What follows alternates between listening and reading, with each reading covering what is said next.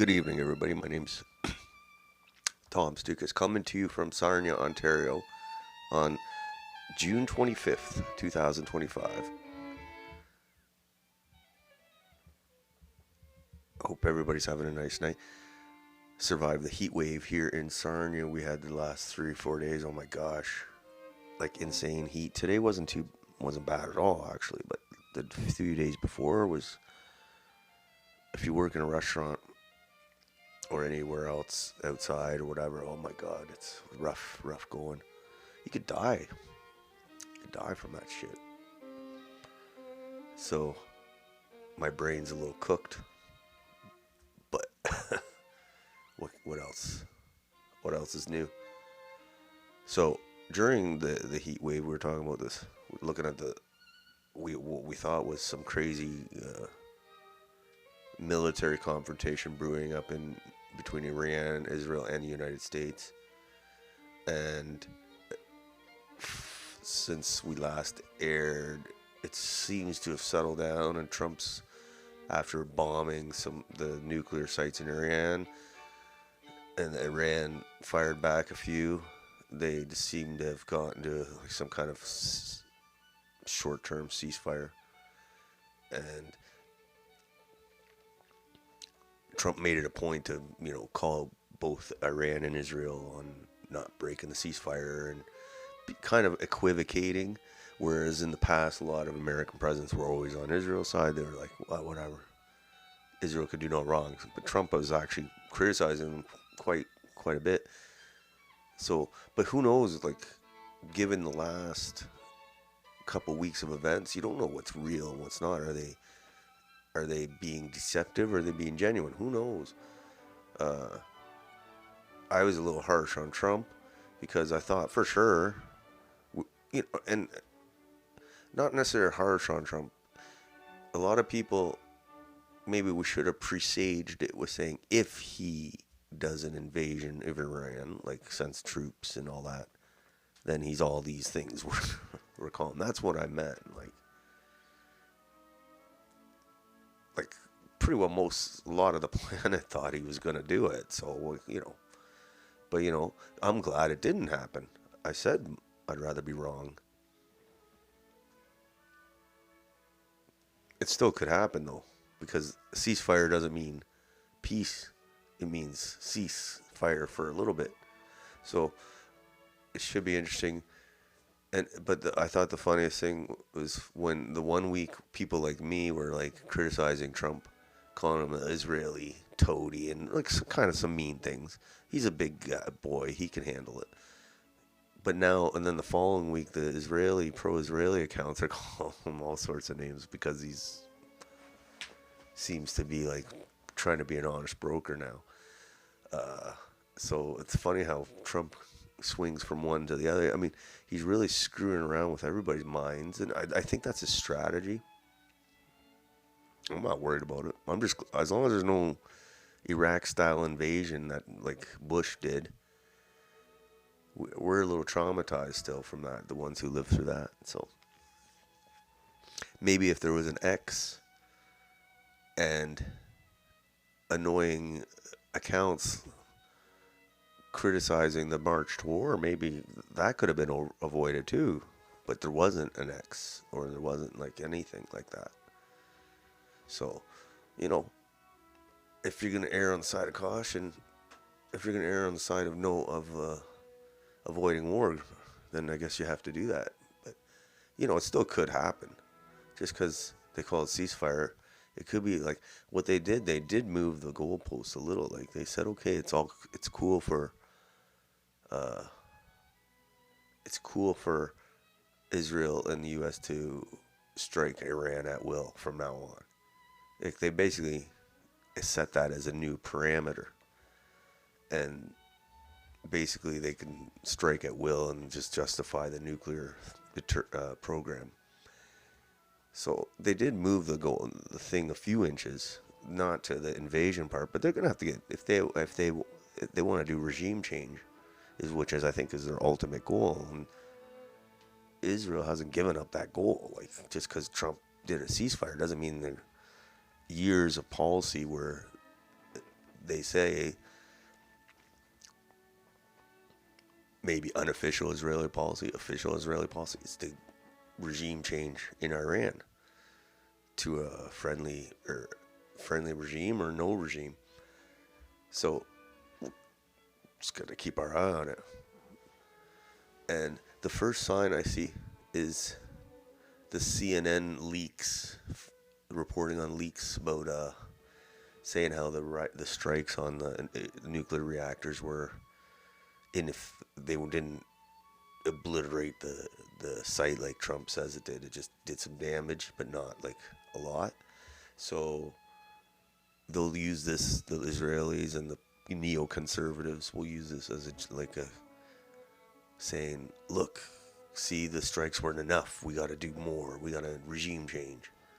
And then they're also saying how the Iranians moved the uranium from the sites, which is probably a good thing because they probably would have been blown up in the air. But so that's another reason they have to have regime change, because they still have access to the uranium. So they're not going to give up the regime change thing. So it'll be interesting to see if Trump is in on it, or if he's resisting it, or if he's deceiving us, or is deceiving them. Who knows? When you play the game of deception, anything's game. So yeah. Do I feel bad? No, because I said a lot of the comments about Trump being a toady for Israel were on the precept that he was going to head into an armed conflict, but suddenly he pulled out. He pulled out. All of a sudden, like a lot of American presidents don't do that. Usually, when they start something, they go in, and it's like a blackjack. They just keep spending the money. But Trump cut out quick. For now, he might hit the table again. Anyway. So Trump's still saying they caused total obliteration of the sites. But now I think this is like Israeli talking points. They'll use this to say, oh, it wasn't enough, the strikes. Or something. People are saying false flag. Who knows? So, interesting. I'm just glad there's no war. I thought for sure, we're going to see shock and awe 2 over Tehran. But the mullahs, the fall of the mullahs, whatever, some bullshit like that. Thankfully, no, but still possible, yes. All it takes is one bad incident. But fingers crossed, hopefully they actually resolve the Iran issue, because it's been an issue since 1979. Like, come on. It's like going on 50 years now. It's probably time to resolve it one way or the other. Hopefully the right way. So Trump's at NATO in the Europe there. So we'll see what he says. He'll be occupied with the Russia thing. And in Canada, we're going to bump up our defense spending to 5% of GDP to fight the Russians, probably. I don't know how that's going to work. Eeks. More details to come, hopefully.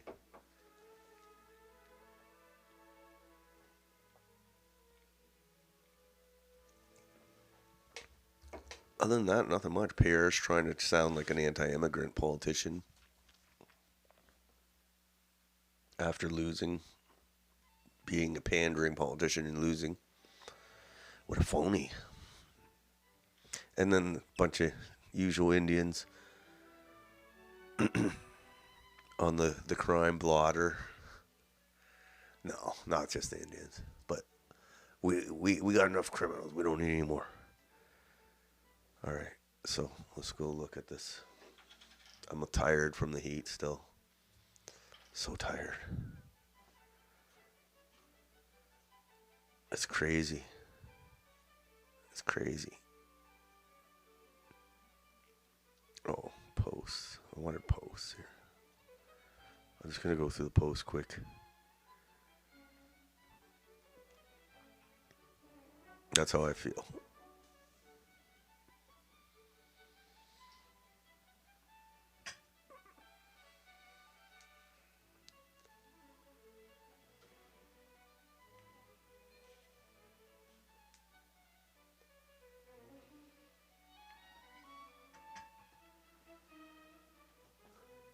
Alright. Just gonna. Not much of a day today. A lot of work today. Alright. Let's see if I can do this and sound quick.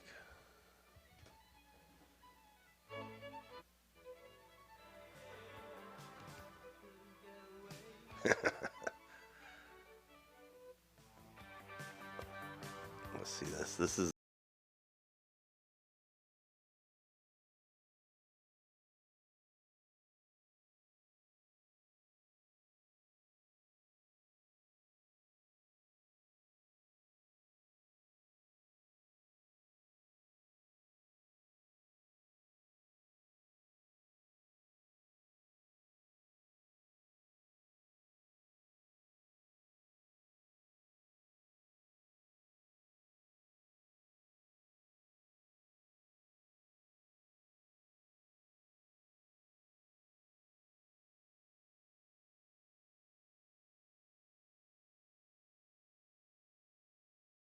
I said deport. But it's like a lot of. I'm not trying to be selective, but every time I turn on CP24 or CP24 because it's like GTA focused, it's some Indians doing something crazy. I'm not being selective. I'm not looking out. It's fine. It comes out to me. Just thought, well, when you have millions of them, of course you're going to see more. Some make the headlines.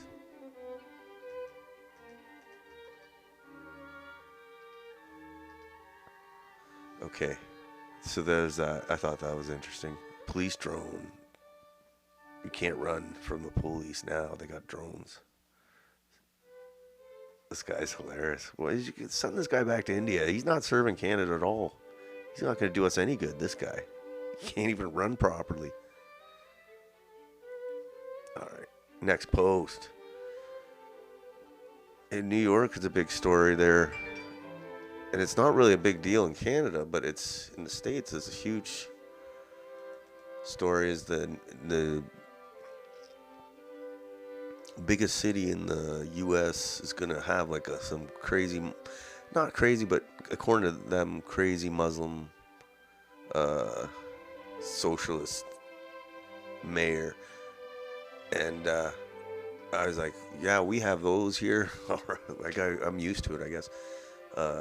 We have Livia Chow. She's a commie. We got Sankova Square, you know. We got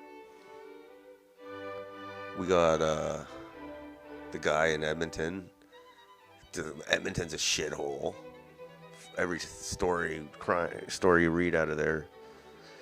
And then Calgary, the mayor there, she's a disaster. So it's like, yeah, we have our share of mayors who, I don't know how the hell they got elected, but. So this guy, foreign-born Muslim socialist, just won the primary for New York City mayor. We allowed to talk about mass immigration now. So yeah, like I said, we've been experiencing this in Canada for a long time. And it's only going to get worse. The only way, now that people are talking about, like even Pierre, are talking about immigration, it might stop it. Because the way it was going is you would have had a premier of Ontario from India. And a mayor of Toronto, for sure, from India or some Muslim country. Or BC, I know we had Dosanjh as the Indian. He was the first Indian premier. And I'm not saying you ban people that are Indian from becoming prime minister or premier. But what I'm talking about is permanent demographic electoral power is what I'm talking about. So, yeah, they're seeing that in New York. New York. It's crazy.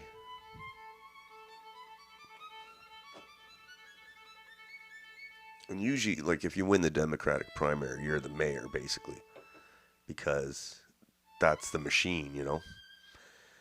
But, see. Now, but the thing is, the New York mayor, the current mayor, Eric Adams, he's running as an independent because he's got indicted and the Democrats don't like him now. So maybe a lot of people who are opposed to this Muslim guy will rally behind Eric Adams. But it should be interesting. The New York mayor. I mean, we have Olivia Chow in Toronto, so we know what it's like. He sounds actually smart, this guy, when he talks. He's got actually a brain, so compared to Olivia Chow. So they're still, I don't live in New York, so it's Toronto's screwed, I know that much. Alright, here's Pierre. Pierre's talking about immigration a lot because he lost the election and now he has to pivot. And I hate when you do this on such an important issue because, you know, it should be a no-brainer. Either you're for it, like Mark Carney is, for mass immigration, like a globalist. Mark Carney definitely is. At least he's honest about it. Or you're either not a globalist and you want to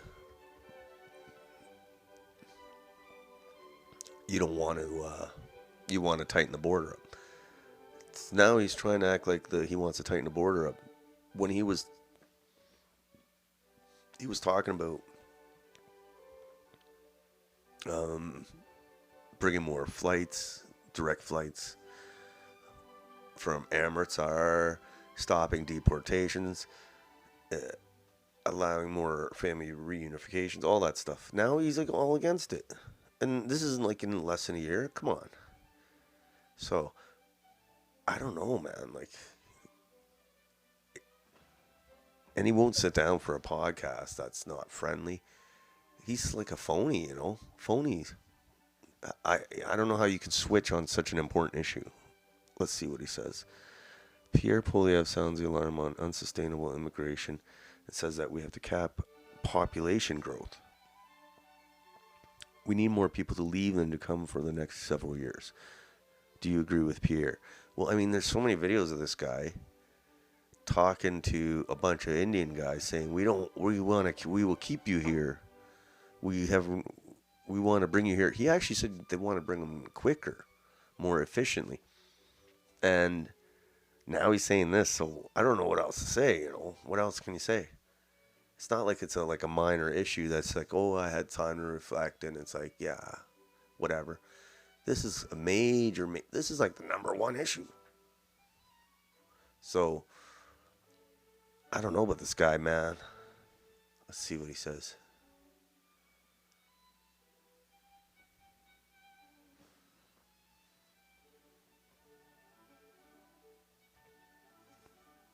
We have a lot of people who are supposed to be leaving in the next sort of year. They are international students and temporary foreign workers on temporary visas that are going to run out. Yep. He was telling students that we need them to stay. Now he's oh my God. So we're going to need more people to leave than to come for the next several years, and that means even having negative population growth. Like he didn't say this at all during the election. I'm not saying he would have won the election, but it would have been at least more genuine than him saying it now. He didn't say this at all during the election.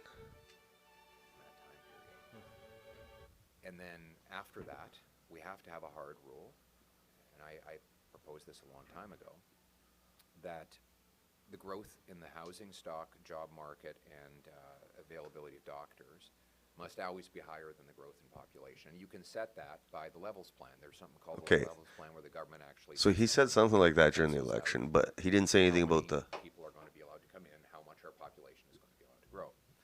And we need to basically say, well, if we grew the number of doctors by this much, and we grew the number of homes by this much, the number of jobs by this much, well, the population can only grow this much because we can't overload any of those systems for our own people, or it's not fair for the people who come. Yeah. So it's actually a false promise if we invite people here and then they have no place to live. Yeah, he didn't say this ever before.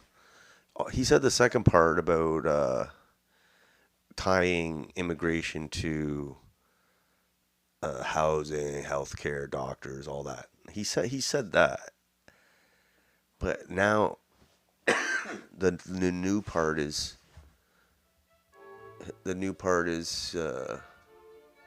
him saying we need to decrease the population or the amount of people coming in. It's like, duh, you could have said that, but you were busy pandering, saying you were going to bring direct flights. Like, you can't have it both ways, I don't think. So that's why I said he should have been saying this 5 years ago. Instead, he pandered to Indians and other ethnic groups and wanted to bring more. Time for this phony to step aside. It'll be interesting, the leadership review at the end of the year, I believe. See what they do to how he holds up on that. Not making any predictions.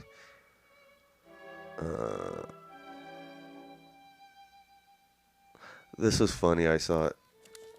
All the New York mayoral candidates talking about Israel. Given the hostility and the anti-Semitism that has been shown in New York, I would go to Israel. Mr. Tilson, where would you go? Yeah, I'd make my 4th trip to Israel, followed by my 5th trip to Ukraine, two of our greatest allies fighting on the front lines of the global war on terror. Mr. Mamdani. I would stay in New York City. My plans are to address New Yorkers across the 5 boroughs and focus on that. This is the guy who's winning, who won, actually. Would you visit Israel as mayor? I will be doing, as the mayor, I'll be standing up for Jewish New Yorkers, and I'll be meeting them wherever they are across the 5 boroughs, whether that's in their synagogues and temples, or at their homes, or at the subway platform, because ultimately we need to focus on delivering on their concerns. And just yes or no, do you believe in a Jewish state of Israel? I believe Israel has the right to exist. Not as a Jewish state? No, as a state with equal rights. He won't, he Not won't as a say it Jewish has a state. right to. It's crazy, eh? Well, at least he speaks English, not like our mayor. That's something. So yeah, it'll be interesting to see if this guy becomes the New York mayor and what he does, how he governs, and how he gets along with Donald Trump. That'll be interesting. And I was like, couldn't Democrats find anyone better than Andrew Cuomo to run? The guy is like, seriously, Democrats of New York. You couldn't find nobody else. And now you're complaining that this guy's going to win. Next post.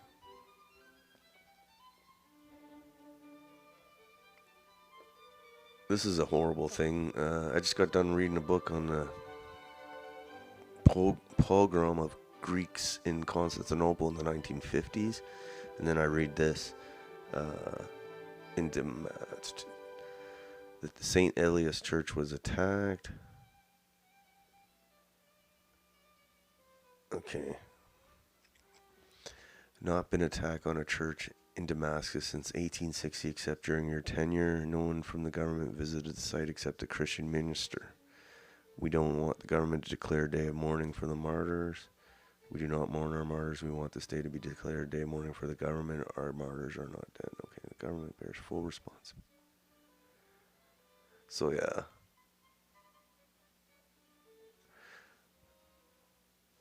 That happened in Syria. You don't see us bombing these guys. These guys in Syria. Who knows why? I wonder why. West allies in Syria killing Orthodox Christians. Disgraceful that we back these animals. But, you know, hey, it's not Assad. All right. Next, I like this one.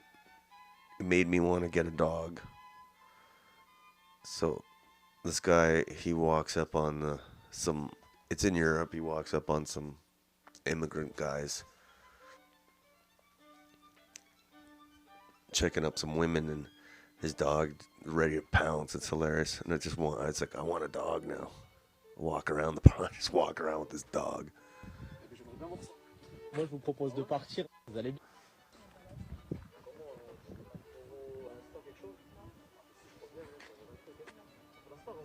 French girl's harassed by 2 migrants. A man and his Alsatian intervene. He's probably like, oh yes, I got the dog. I'm doing this. Bonjour. Vous allez bien? Pourquoi vous l'embêtez? Du coup, elle a refusé. Mais du coup, pourquoi forcer si elle a refusé? Ça marchera pas, c'est pas comme ça qu'il faut traiter une femme. Moi, ça me regarde pas, mais Red, ça le regarde. Il aime pas qu'on agresse les femmes. Il peut me regarder jusqu'à deux mains comme ça. Ça me regarde pas. Don't look at me. Au bout d'un moment, il va arrêter de regarder, il va intervenir. J'aimerais bien voir ça. Moi, je vous propose de partir et on en reste là. On va pas partir. On va partir, non? On va pas partir. C'est chez nous, on va partir. Et pourquoi vous êtes comme ça? On fait ce qu'on veut, vas-y, s'il te plaît, bouge avec ton chien, là. Allez, attention. Oh. All right. That was a cool video, but I would have shuddered to think, what if the dog guy wasn't there? That chick would have been screwed. It's horrible what's happening in Europe. I had a sudden urge to get a dog. Yes. 7 Israeli soldiers killed in ABC blast in southern Gaza's Khan Yunis. I saw a video of the guy, supposedly the guy that went in and threw that thing in. It's crazy. Can you imagine running up on a tank? It wasn't a tank, though. It was like a carrier, troop carrier. And why they were sitting there and their hatch was open, the guy just tossed the bomb in. It was crazy. Then he runs away like crazy. Maybe they didn't want to get sniped, and that's why they had nobody was out watching. And maybe they had the hatch open because it was hot. I don't know. But yeah, but the question is, they flattened Gaza, like they basically nuked Gaza. Why are they losing soldiers still there? It's crazy. It's crazy. Here's Everyday Toronto News reporting some kind of crime-related Indian criminal gangs throughout the GTA. Mass deportations needed. It's not going to happen. Police believe vehicle connected to shooting death of Sharmpreet Singh. So it's all gang warfare in Toronto. Indian gang warfare, just what we need. Punjab Pierre, how about we deport millions of Indians instead? So this is Pierre's post. We saw him in the podcast there. So now he's going all anti-immigrant. Man, you should have done that 3, 4, 5 years ago. 4 years ago at least. 4 years ago. Conservatives called for the... Oh, okay, this is funny. He's calling for the Iran, whatever. It says some Iranian group to be listed as a terrorist organization for years, but liberals dragged their feet. Under their watch, as many as 66 senior terrorist leaders were allowed into Canada. Liberals must take this seriously and immediately deport any senior IRGC officials in Canada.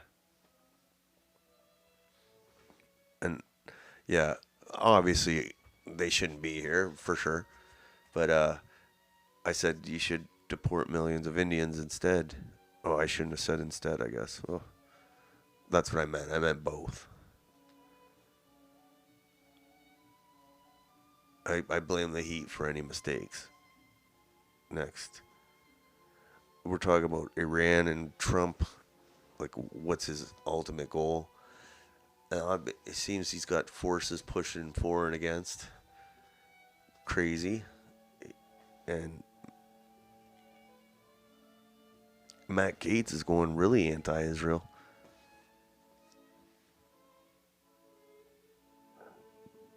Let's see what he says here. About, like, what's going to happen now. Oh. Iran to denuclearize. If Trump is right and we've shared with you our view that Israel doesn't want peace. They don't merely want Iran to denuclearize. If Trump is right and key nuclear sites have been destroyed, what is Israel still fighting for? Regime change, obviously. We told you that from the beginning. That's what this is all about to Israel. And it isn't regime change for the sake of turning Iran into a long nation-building exercise like Iraq.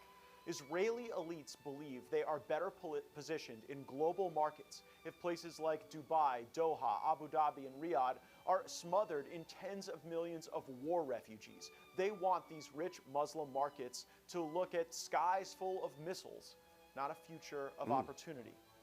I think it's that simple. This is a gut check moment for Israeli Prime Minister and perennial war advocate Bibi Netanyahu. Will he bend to Trump's demands for peace? Or will he continue his air bombing campaign to decapitate the regime of Iran? Yeah. We've shared with you our view that Israel... For that's the biggest question for me is, people think the Israel-Iran thing's over, but do you really think Benjamin Netanyahu is just going to say, "Oh, Trump said it's over. I gotta call off my dream of decapitating"? Like, it's basically his dream. He's 75 years old. He's 75 years old. The ultimate goal, his raison d'etre, is to get rid of this regime in Iran. That would be his legacy capper. Do you think he's just gonna stop because Donald Trump says to? I hope so, but I don't think he will. I think he's gonna try and do his best to get it going again, but hopefully I'm wrong. But Matt Gaetz seems pretty convinced Israel's gonna keep going at her. Next post here. Ferryman's toll.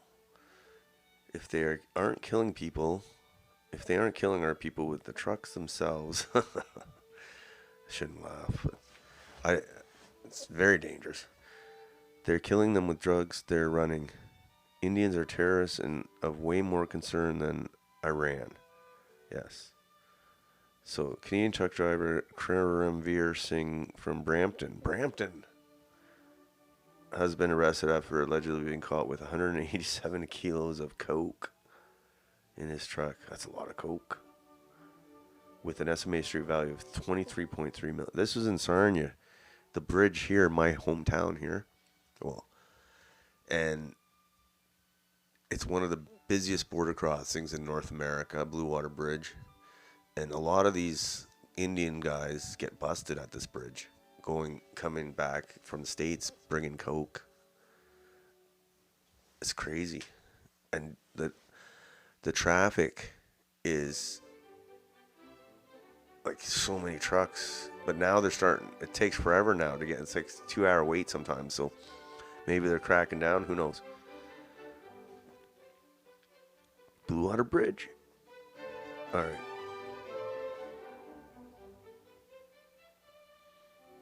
There's Fat Doug Ford. He's sweating away this summer. He's going to spend $400 million on this new parking garage at Ontario Place. I don't know. I don't live in Toronto, but I'm sure the Toronto people are it's going to be aghast at what he does to that place. This is interesting. Clyde Do Something is literally getting paid by Indians and Jews to sell you out. Yeah, this Clyde dude, I don't listen to his, he's got a following, I guess. But they all look the same, these guys. They got the hat and the glasses and the beard and the flannel shirt. They all look the same. I don't trust them. So, United Against Extremism. National Security Conference. Wow. Bringing together Canada's top voices from multiple fields to decipher the threats posed by hostile foreign and ideological movements. Now they fuel domestic terror, domestic extremism. Yeah. It won't be too long before Carney's in Europe too. Won't be long before he starts doing his internet crackdowns. That should be interesting. And that's it. Very slow day. Just try not to melt in the heat.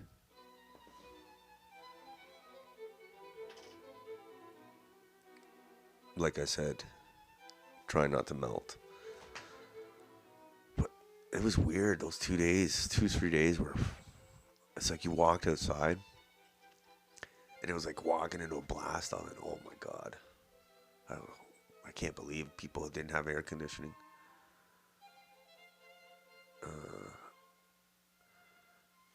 Also says here, so like I said, the question for the Iran thing doesn't look imminent, it looks like, which is a good thing, is whether it'll hold the ceasefire. And you know there's going to be people doing their best to undermine the ceasefire. Trump says he will meet with Iran. Iran and U.S. will meet. A nuclear deal isn't necessary to meet, I guess. So Trump better watch his back. So that'll be an interesting development to watch how this goes. He's spun our head lots in the last 2 weeks. Guy's crazy. But at least it's not boring. So until then, so next broadcast will be tomorrow, June 26th at 9 p.m. Eastern. And we'll see if there's, all sorts of exciting news is from southwestern Ontario and beyond. So until then, have a nice night. We'll talk to you again.